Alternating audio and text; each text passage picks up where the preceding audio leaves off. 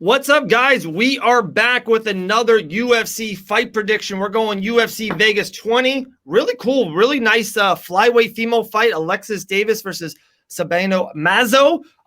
It's crazy. We're not doing Angela Hill versus Yoder. We're not doing Montana De La Rosa in the co-main or in the featured bout. We are in prelim city. We're to make the money and to kind of go off on the limb. This is a cool fight. I like it. It's the old guard. We have 19-10. Alexis Davis, been there before. We're going to I'll show some stuff and where she's been in her matchup. Let me just hit that right now. Add it to the stream. Then we got Mazo, 9-1. Definitely bringing the youth. Definitely, I think, has on a better momentum, a better ascension right now. Let's start there. Let's kind of roll with it, and then we'll kind of go into the details. But Aaron, take it away. What side are you leaning on? Yeah, I mean, I make on the breakdown show, I'll make the statement quite a bit. When I see these big dogs in in female MMA fights, I side with the dog quite often, especially when that dog has serious experience and competition edge, serious experience edge.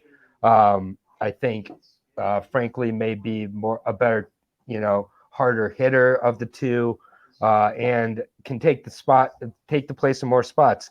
We look at the last three and we see that big red mark on Tapology, 3-fight losing streak. Let's take a look at the 3 fights. Caitlin Chikagian, she lost a 29-28 decision to Caitlin Chikagian.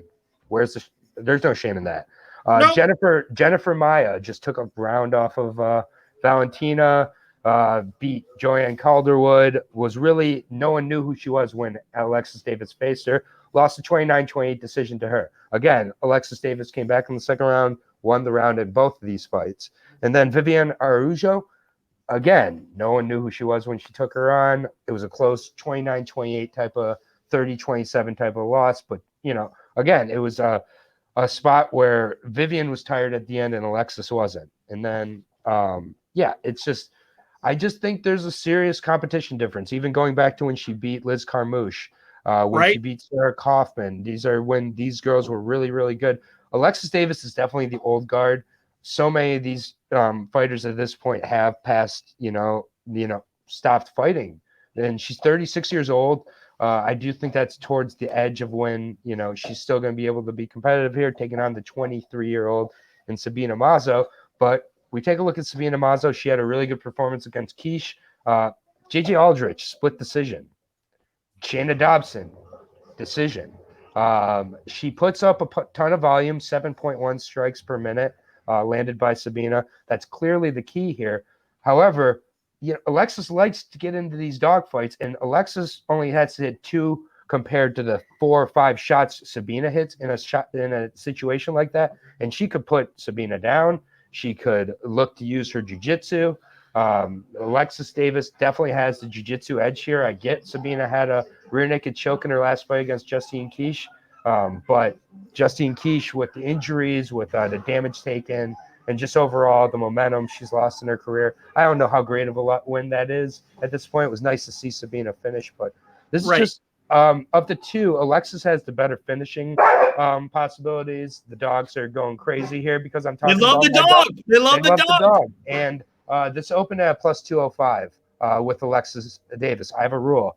When I have an experienced, not quite dusted veteran going up against an unproven or less proven younger competitor who, frankly, I think could use a loss here. I don't think Sabina needs to win this fight and get into the trajectory of where she'd have to fight these really good girls at 125. I don't think she's ready for that yet.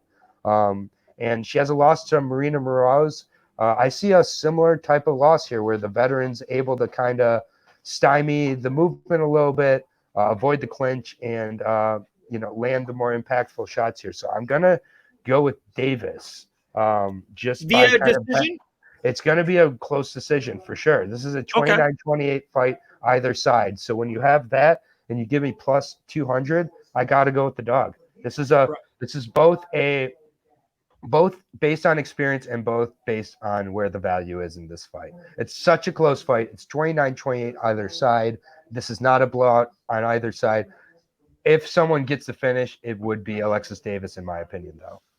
Okay, it's so funny you said that because we just had a fight prediction, and you guys can get them all on our Fight Bananas YouTube channel. We got tons of content, podcasts, fight breakdowns, and we do these fight predictions every now and then. And we did Gane and Rosenstrike, and it's funny. It feels like we're on the opposite here. Like you had the youth, little bit better, momentum, younger fighter, and I kind of had the vet. And probably could win in one fashion or two fashions, right? But the thing I would disagree with, and I kind of want to bring this up, and let's see if I can. Here we go. No. Oh, man, I had such a good point and everything. Oh, here we go. Yeah. So this is where I disagree. This is where Rosenstrike and Alexis Davis, to me, is on different ballparks. And I know what you said. I agree with you, man. Dude, Jennifer Maia, I think, is actually underrated maybe right now. I think she deserved the title shot and was there. Man, when you start – I think she's starting to accept losses. Like there's too much red on that side. I don't think Mazo is a special top 5, top 3 title contender. I don't, but I think she is in the point of her career that she defeats people like Alexis Davis. Like these are getting the fights. If she's fighting the top 5, top 7 girl versus Maia, I take Maia versus Mazo right now. And I know a lot of people might not because they like the 9-1 and the youth and the momentum and all that. So I'm agreeing with you partly. I just think Alexis Davis is not the one to defeat Mazo. Like that's where I'm going with.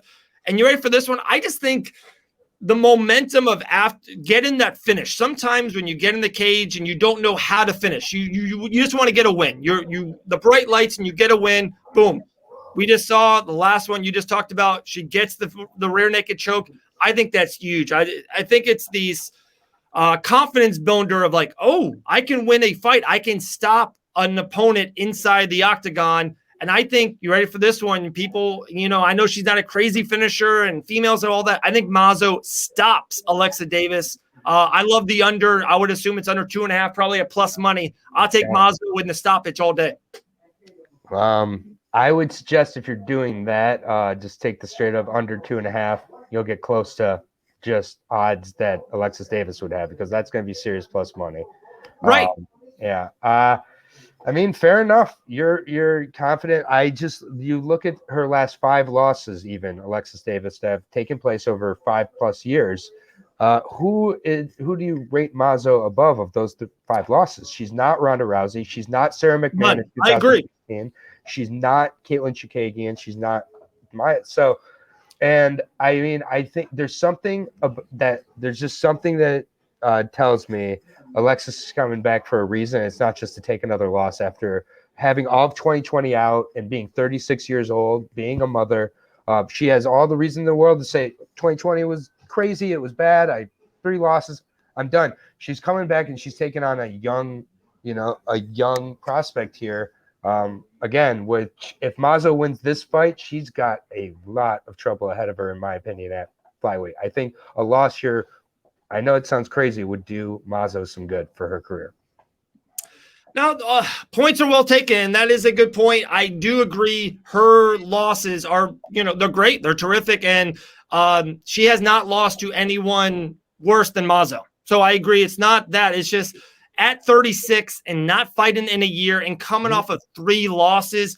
It's just, I just feel like you're in a spot in your life. It's like, it's not accepted. She's not going in to lose, but I just feel that I don't think she beats a hungry 23-year-old 9-1 Mazo right now. And if they fought 2 years ago, 3 years ago, and are a different spot, I would maybe go different ways. I do like, just straight up the plus money. Alexis Davis could be, intriguing, especially, with a parlay piece. But if we're just saying who's going to win the fight, I got Mazo. And I think, like I said, I'm going to go out on the limb. I think she's going to get a stoppage, second or third round stoppage for Mazo. That's my prediction. When I got a plus 200 dog in the female MMA, I take the plus 200 dog. And it's not an exception here. It's just, I keep it simple right at this point. And if I would have done this last year, I would have made serious plus money. And absolutely. So I'm sticking to it this year. It's worked so far. Let's go. Alexis by close decision. There you go. There we go. There is another fight prediction. Aaron the dog, Dave Van Auken. We'll talk to everyone soon.